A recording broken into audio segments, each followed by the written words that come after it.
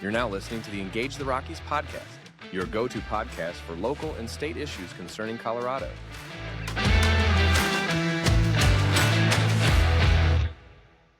This is your Engage the Rockies week in review for the week of October 21st to the 25th. If you'd like the show notes with links to the stories we're covering today, please visit engagetherockies.com and sign up to our email. Every Monday, we'll send you the list of articles we covered on our Friday episode.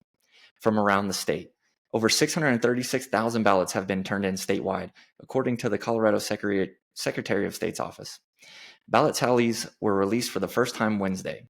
According to the Now Daily Report, 636,597 ballots were turned in after ballots started being sent to registered voters on October 11th.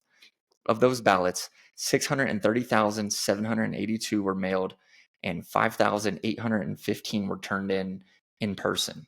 Just over 31% of the ballots turned in so far were from registered Democrats, while 28.02% were from Republicans and 39.21% were from unaffiliated voters.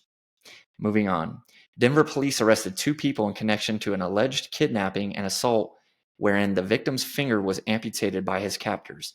According to the Denver Police Department, an adult man arrived at the Denver Police District Station in Westwood on October 17th to report a kidnapping and aggravated assault. He told police 4 people he lived with, quote, held him against his will and assaulted him, including amputating a finger, end quote. After 2 days of captivity in the 500 block of South Hazel Court, the victim was able to escape and report the incident. Denver police said officers conducted a welfare check at the location where the victim had been held and, quote, investigated to the extent they were able without having full consent or sufficient evidence of a crime, end quote, that would allow the officers to obtain a search warrant.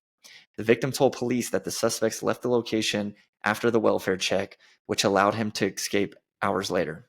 On October 18th, police arrested Jose Pineda Moreno, 19, and Darwin Valiz Gonzalez, 34, and held them for investigation of first-degree kidnapping, imprison secrete with bodily injury, first-degree assault, disfigurement, and criminal extortion.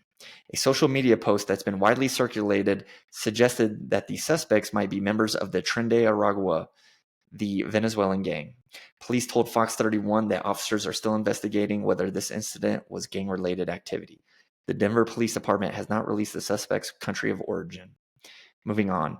In just under 2 weeks, the issues committees battling over most of the 14 statewide ballot issues have collectively raised more than $6.6 million. The most fundraising between October 10th and Monday is Colorado Voters First, which backs Proposition 131, the open primary ranked choice voting measure.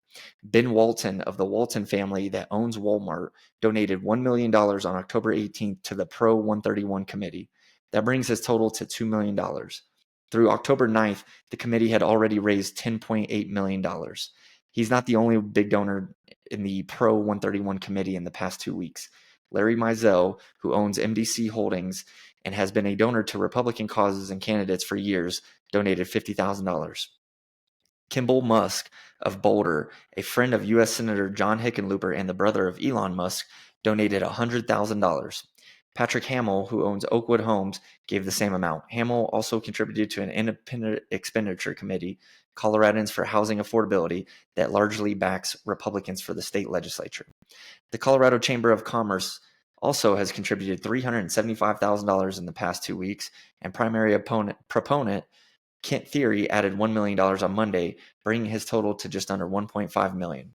Since October 10th, the Pro 131 campaign has brought in another $4 million, bringing their total above $15 million. Voter Rights Colorado, which opposes Proposition 131, raised another $265,000 since October 10th, with the largest donations coming from teachers groups such as the National Education Association, the American Federation of Teachers, and the Colorado Education Association. New Era Colorado, a progressive voter education group, also gave $50,000 on October 21st. The committee had only raised $134,000 up until October 9th. Public Schools Strong, the issue committee opposed to Amendment 80, the school choice amendment, comes in second in the last 2 weeks with $1.13 million raised. Big donors include the National Education Association at $1 million and the American Federation of Teachers at $100,000. That brings the committee's total to $4.9 million. Colorado Dawn, which is facing a campaign finance complaint for failing to include legally required disclaimers on text messages, spent $1.2 million to support Amendment 80 between October 12th and October 21st. And as reported through the Secretary of State's 48-hour disclosure form, as a 501c4, the group does not have to report its donors, and the campaign finance complaint was filed against its independent expenditure committee. Cats Aren't Trophies, which backs Proposition 127 to ban hunting of mountain lions, bobcats, and lynxes, raised $366,000 after October 10th, including $40,000 from the Wild Animal Sanctuary. That brings the Weld County nonprofit's donations to $965,000, with $950,000 just in the past month. The issue committee has now raised about $3.3 million. Its opposition, Colorado's Wildlife Deserve Better, brought in $84,500 during the last 2 weeks, bringing their total to $1.7 million. Amendment 79 is the measure to put the right to an abortion in the state constitution. The Pro 79 Committee, Coloradans for Protecting Reproductive Freedom, brought in $321,000 in the last 2 weeks, with the largest donations coming from Cobalt Advocates, a pro-choice group. Kent Theory, the main backer of Proposition 131, also gave the committee $100,000. The committee now has raised more than $8.5 million. On the opposing side, Pro-Life Colorado had its best 2 weeks of fundraising to date, bringing in $220,000 with $175,000 from the Archdiocese of Denver. Prior to October 10th, the committee's fundraising stood at $155,000. Between October 11th and October 17th, Governor Jared Polis and his husband, Marlon Rice, gave $2,500 each to All Pets Deserve Vet Care, the Proposition 129 committee that backs the creation of a veterinary professional association degree. Its opposing committee, Keep Our Pets Safe, brought in $11,000 with $10,000 from the Colorado Veterinary Association. All Pets Deserve Pet Care is now at $1.5 million. Keep Our Pets Safe now stands at $2.45 million. From around El Paso County. El Paso County Sheriff Joe Roybal packed a meeting with deputies on Tuesday to ask the Board of County Commissioners for funds to bridge the gap for what he called, quote, a massive unacceptable pay disparity, end quote, between his and other regional law enforcement agencies. Roybal asked commissioners for a $600,000 increase in funds for 2025 in the county's preliminary balanced budget to be matched with funds from the Sheriff's Office Public Safety Sales Tax Revenue Pool. An El Paso County deputy is paid less overall than other Front Range Sheriff's deputies, according to statistics Roybal showed from the National Fraternal Order of Police. Roybal claimed El Paso County, with a starting salary of $72,696 and a maximum salary of $92,664, was, quote, dead last among comparable agencies.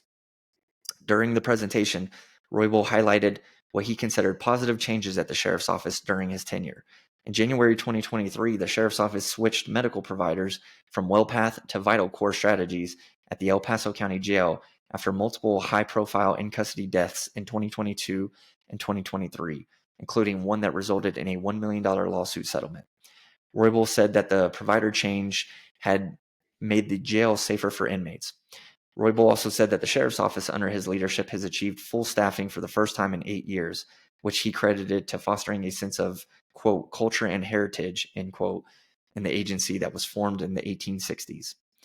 County commissioners were generally supportive of the salary budget request, praising the Sheriff's Office advocacy on the state legislative level for law enforcement and for its continued work in the county. The budget will be voted on later this year. Those are your top stories for the week of October 21st to the 25th. Please tune in each Friday for your week in review from Engage the Rockies. Please continue to like, share, and subscribe for more great content. If you'd like the full articles from the stories we read today, sign up to our email list at engagetherockies.com and we'll send you our list of show notes each week. Thank you. Thank you for listening to the Engage the Rockies podcast, your go-to podcast for local and state issues concerning Colorado.